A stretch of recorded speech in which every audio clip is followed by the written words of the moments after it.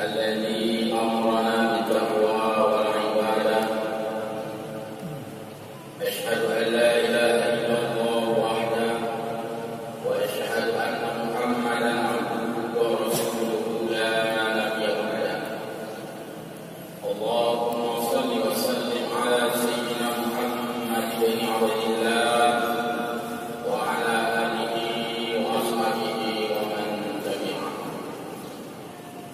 أما الله muslimin muslimat muqimis salat jamaah salat subuh pada hari yang mulia, pada waktu yang mulia, pada bulan yang mulia, di tempat yang mulia, dihadiri oleh orang-orang yang mulia, diajak oleh orang-orang yang mulia, didengar oleh orang-orang yang mulia, semuanya mulia di dalam kapasitas hamba yang beribadah, mengenal Allah Sang Pencipta, mengakui dirinya lemah dan mengakui penciptanya yang kuat, mengakui dirinya hina, mengakui penciptanya mulia, mengakui dirinya serba kekurangan, mengakui Sang Penciptanya serba berlebihan.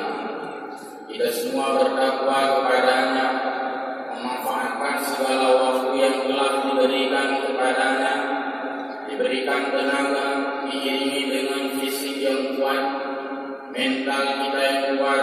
Semoga semuanya kita persembahkan dalam format ibadah kepada Allah Subhanahu wa Ta'ala. Ada ibadah yang diformatkan dalam bentuk hati kita. Kita manfaatkan seluruh inspirasi, seluruh program kita hanya untuk membesarkan Allah Azza wa Jalla. Ada format ibadah dalam bentuk lisan, lidah, qauliyah, mutlaqi, percakapan kita. Semuanya kita rangkaikan bahasa untuk memuji Allah Subhanahu wa Ta'ala. Ada format ibadah yang kita lakukan dengan gerakan aktivitas nyata kita. Semoga seluruh gerakan-gerakan badan, seluruh aktivitas kita bernilai ibadah kepada Allah Subhanahu wa Ta'ala. Itulah konsep yang termaktub di dalam ayat Allah, wa ma khalaqtul jinna wal ins illa liya'budun. Tidak kuciptakan jin dan manusia kecuali untuk menyembahku, kata Allah. Artinya menyembah dalam berbagai format, dalam seluruh segmen aktivitas pada setiap waktu selama 24 jam yang kita bagi dalam 3 aktivitas utama. Yang pertama, kita beribadah secara mahtab. Yang kedua, kita beristirahat. Yang ketiga, kita beraktivitas. Totalitas dari 3 aspek ini semuanya bernama ibadah. Kepada Rasulullah Muhammad sallallahu alaihi wasallam yang telah mengajarkan kita tata cara, prosedur, kaifiat, mekanisme beribadah, kita menyampaikan salam wa salam. Allah yang mulia, semua yang hadir pada pagi yang mulia ini, dari jajaran TNI, Polri, dari jajaran pemerintah daerah, semuanya jamaah sekalian yang berbahagia. Walaupun di dalam salat kita tidak diperkenankan untuk membedakan strata, untuk membedakan jabatan, tapi sebenarnya hanya disebut dengan satu istilah saja, yaitu muqimis salat, hamba Allah yang menegakkan salat.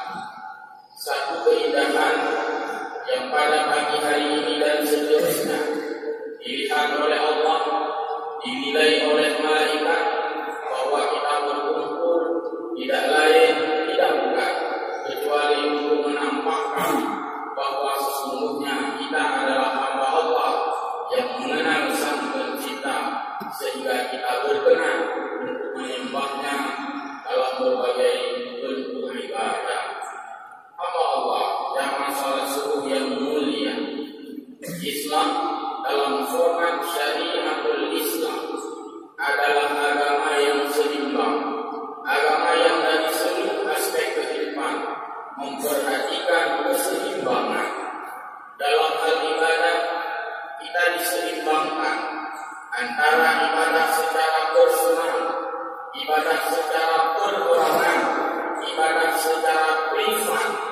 dengan ibadah secara berkelompok seperti salat berjamaah. Itu artinya syariat Islam Allah bentukkan dalam format yang seimbang. Ada ibadah-ibadah yang oleh Allah dan Rasulnya tidak mengajak kita untuk berjamaah, tidak memaksakan kita, bahkan tidak menyuruh kita untuk berjamaah. Salat tahajud misalnya Allah biarkan kita lakukan secara masing-masing, secara pribadi-pribadi. Mau kita baca ayat yang panjang juga silakan, seluruhnya kita. Salat duha misalnya Allah persilakan kita laksanakan secara masing-masing. Salat istighfar, salat sunat maktubah Allah persilakan kita lakukan masing-masing. Tapi untuk tidak untuk salat berjamaah 5 waktu. Hal ini senantiasa dicontohkan oleh Rasulullah agar salat maktubah dan juga salat lainnya, beberapa bentuk salat sunat ini Allah Rasul menyuruh kita untuk lakukan secara berjamaah. Ini menunjukkan bahwa dalam kehidupan kita ada urusan-urusan pribadi yang kita lakukan secara pribadi, tidak melibatkan orang lain. Tapi juga banyak urusan kita yang kita lakukan secara bersama-sama dengan melibatkan orang banyak. Salat adalah contoh, salat adalah potret, salat adalah miniatur di dalam kita membangun keseimbangan setiap hari kehidupan. Jamaah yang berbahagia, syariatul Islam juga memperhatikan keseimbangan antara kebutuhan orang banyak dengan kebutuhan secara pribadi. Maka ini terlihat dari banyak sekali kegiatan-kegiatan manusia yang kadang-kala dilakukan berorangan, tetapi sebagian lainnya kita lakukan secara beramai-ramai, secara bersama-sama. Syariatul Islam Allah imbangkan antara ibadah di siang hari dengan ibadah di malam hari. Siang hari tidak ada waktu yang kosong dari ibadah. Malam hari juga tidak ada waktu yang kosong dari ibadah. Sehingga salat yang 5 waktu itu pun Allah distribusikan, Allah alokasikan. Ada alokasi di siang hari, salat zuhur dan salat asar. Ada alokasi waktu malam hari, salat maghrib dan salat isya. Antara salat malam dan salat siang juga Allah sekat dengan salat antara kedua waktu, yaitu salat subuh. Jadi seimbanglah waktu itu, sehingga Allah berfirman, aqimis salata liduluki syamsi ila ghasaqil laili wa qur'anal fajr. Tegakkan salat pada bahagian siang, tegakkan salat pada bahagian malam, tegakkan salat pada waktu fajar. Inilah waktu subuh. Terlihat sangat balas, terlihat sangat seimbang. Ini sebagai isyarat, ini sebagai tanda baca bahwa manusia dalam mengarungi hidup dan kehidupan senantiasa mempertimbangkan faktor keseimbangan. Keseimbangan adalah sebuah kepuasan dan perasaan. Semua kita barangkali merasakan kalau kita naik kendaraan yang tidak seimbang, dalam bahasa Cina atau ibitman tidak rata perjalanannya, tidak imbang perjalanan, sehingga membuat kita tidak nyaman. Tidak ada kenyamanan ketika menaiki kendaraan yang berjalan tidak seimbang.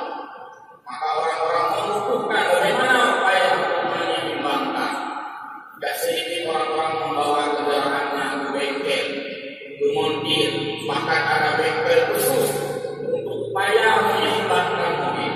Ada scoring and balancing. Ini artinya untuk menyeimbangkan. Imam 80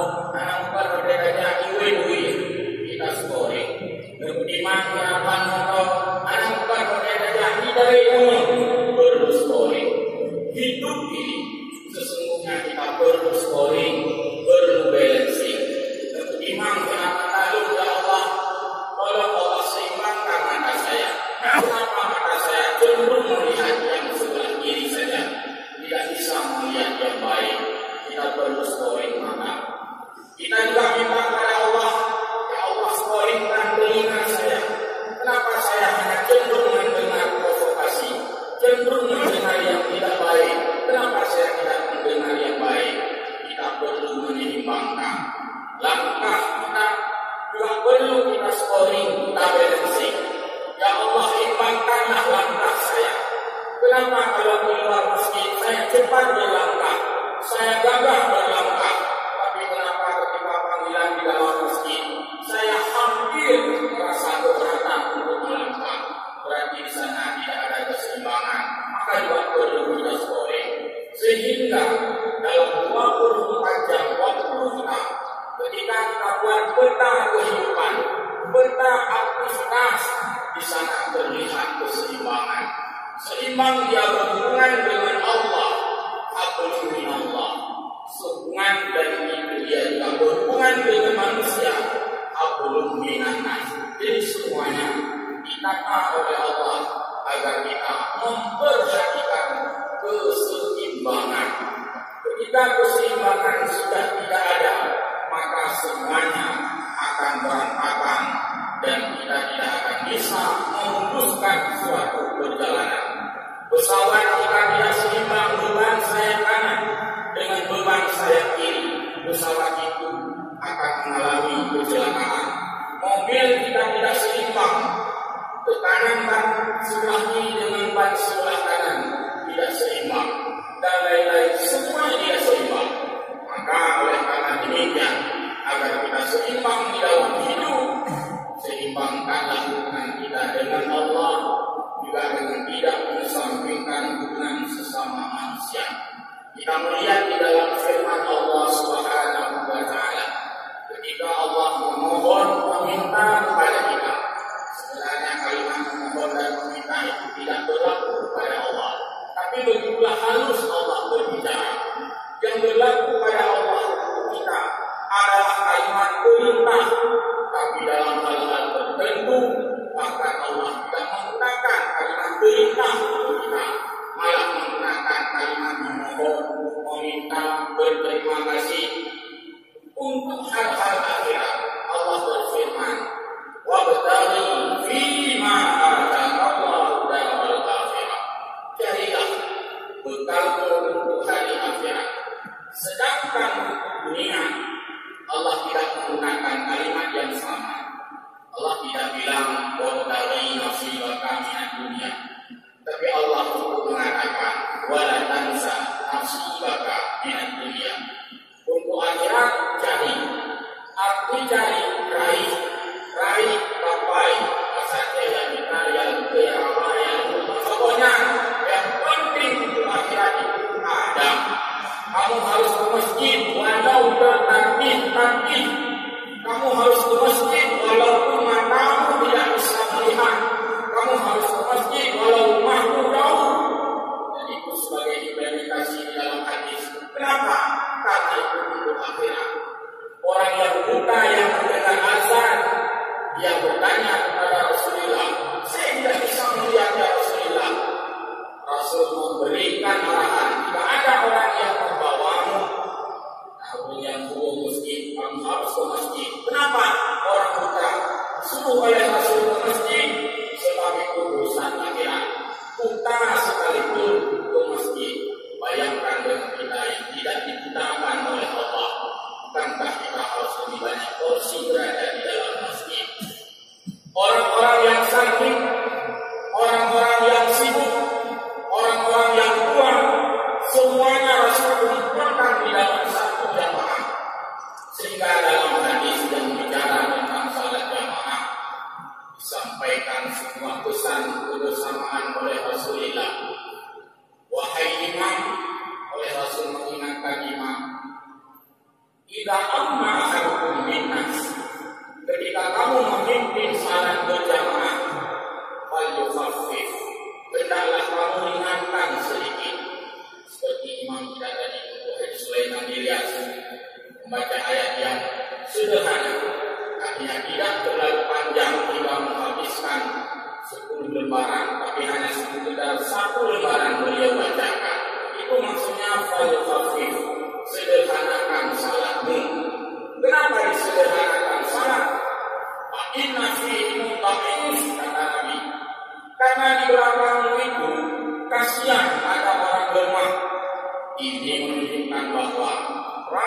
kepingin bahwa orang-orang lemah juga hadir di dalam barisan jamaah. Wa inna fihi mustahil. Kenapa harus perintah salatmu? Karena di belakangmu ada anak-anak. Rasul kepingin kita juga bergabung dengan anak-anak seperti pada suku yang mulia ini. Wa inna fihi mustaqim. Kenapa imam tidak boleh terlalu panjang bacanya? Kasihan di belakangmu ada orang-orang yang sakit. Mungkin antara jamaahnya yang bersandar, yang bersandar tidak mengeluh. Semua bisa salat. Saya biarpun sakit, sanggup ikut salat jamaah. Saya biarpun tua, sanggup ikut salat jamaah. Kenapa? Karena jamaah adalah perkumpulan istimewa. Jamaah adalah meeting pertemuan umat Islam yang paling istimewa. Tidak ada pendaftaran menjadi jamaah salat. Tidak ada ambil tiket menjadi jamaah salat. Maka jamaah salat disebutkan dalam kitab salat adalah meeting umat Islam yang paling istimewa tanpa syarat apapun juga. Fa'inna fihi mudal hajat. Jangan panjang sekali imam baca salat, kata Nabi. Kasihan di belakangmu ada orang yang sibuk. Dia ingin keluar cepat-cepat. Semua aspek dipertimbangkan. Orang sakit dipertimbangkan, anak-anak dipertimbangkan, orang lemah dipertimbangkan, orang sibuk dipertimbangkan. Semua aspek dipertimbangkan. Kenapa? Karena Nabi begini. Karena Nabi maunya kita ada dalam keberagaman. Kita ada dalam kebersamaan dengan tidak memisahkan orang lemah dengan orang tua. Buktinya tidak ada satu masjid pun yang ditulis informasi maaf masjid ini khusus untuk orang tua saja. Ada. Maaf masjid ini untuk orang yang kuat saja. Tidak ada. Jadi semua masjid adalah berkumpul multi usia, multi profesi, multi jabatan, seperti bergambar dan berpotret pada suku yang mulia ini. Kita ada dari jajaran TNI Polri, ada dari jajaran rakyat biasa, jajaran pemerintah daerah, ada dari yang dekat dengan masjid, ada dari yang jauh dengan masjid. Jadi Islam kuat apabila bersatu menguatkan barisan. Walau anna ahlal qura amanu wattaqau la fatahna 'alaihim barakatin minas sama'i wal ardh. Sekiranya penduduk suatu negeri bertakwa kepada Allah, ketika itulah rahmat Allah akan dicurahkan oleh Allah Subhanahu wa taala. Menjadi orang-orang yang saleh secara personal sangat banyak. Ulang barang saja. Orang saleh tapi personal. Bersama ada berapa orang saleh? Di suku ada berapa orang? Di ada berapa orang? Di Banda Aceh ada berapa orang? Saleh secara personal itu mudah. Tapi yang sulit, sebagaimana disebutkan oleh Yusuf Qaradawi, adalah mencari kesalehan sosial. Ini yang sulit. Orang saleh di Islamnya banyak, saleh secara berjamaah ini kurang. Maka syukur alhamdulillah sesuai dengan hadis Rasulullah sallallahu alaihi wasallam, man sanna hasanatan falahul ajr amsal. Siapa yang memprakarsai suatu kebaikan, yang memprakarsai itu mendapatkan pahala sama banyaknya dengan pahala yang melakukan kebaikan. Yang memprakarsai salat subuh berjamaah dengan berbagai format, ada SDB, salat Jumat masuk Jumat bersama, ada GPS, gerakan pemuda subuh, ada SMS, itu artinya ada WA, apa namanya, yang memprakarsai itu mendapatkan pahala sama banyak dengan yang melakukan kegiatan itu. Ini adalah fasabiqul khairat. Ini adalah sebuah kompetisi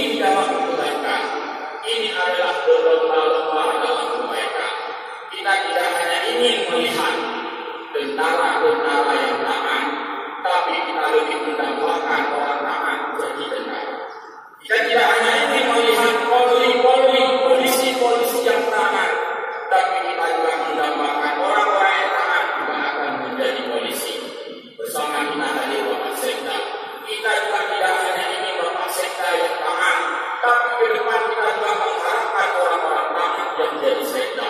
Kita tidak hanya menginginkan pemimpin yang taat, tapi kita menambahkan orang-orang yang taat pun semuanya menjadi pemimpin dan diangkat oleh rakyatnya atas ketaatannya.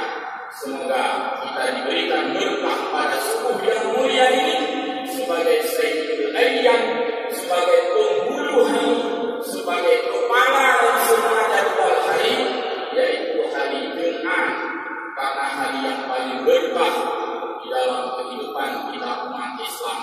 Salawat yang kita baca pada hari Jumat, zikrullah yang kita sebutkan pada hari Jumat, jamaah yang kita laksanakan pada hari Jumat, tausiah yang kita hadirkan pada hari Jumat, kebersamaan yang kita lakukan pada hari Jumat, sedekah kita yang kita masukkan dalam challenge pada hari Jumat, semua itu memiliki nilai plus dibandingkan dengan hari-hari lainnya.